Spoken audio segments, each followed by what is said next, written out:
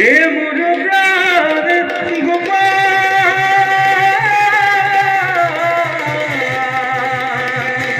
দীনবন্ধু নাৰায়ণ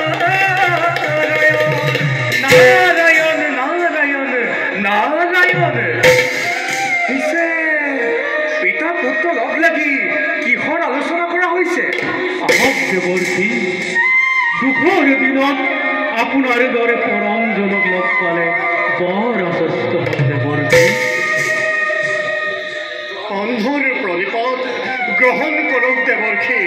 ৰাজন, পিতাই কৈছে দুখৰ দিন বুলি।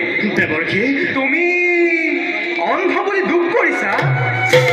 কথা কি ৰাজন? কি কম দুখৰ কথা দেৱৰ্ষি? মোৰ পুত্ৰ ধৃতৰাষ্ট্ৰ দৃষ্টিহীন, জ্যেষ্ঠ হিচাপে কুৰুবংশৰ ৰাজসিংহাসনত অধিষ্ঠিত হৈছে যদিও দিগ্বিজয়ী কৰিব নোৱাৰাৰ বাবে তেওঁৰ মনত শান্তি নাই, আৰু তেওঁৰ অশান্তিয়েই মোৰো অশান্তিৰ কাৰণ। ইফালে বিদুৰ তপস্যালৈ যোৱা অনেক দিন হ'ল, সিও ঘূৰি অহা নাই।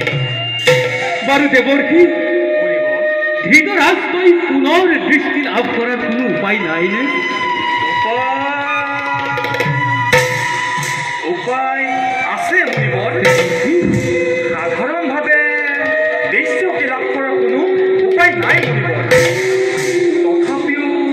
তথাপিও যদি নাৰায়ণক পূজা কৰি সন্তুষ্ট কৰিব পৰা যায় তেন্তে দৃষ্টিশক্তি লাভ কৰিব পাৰিব।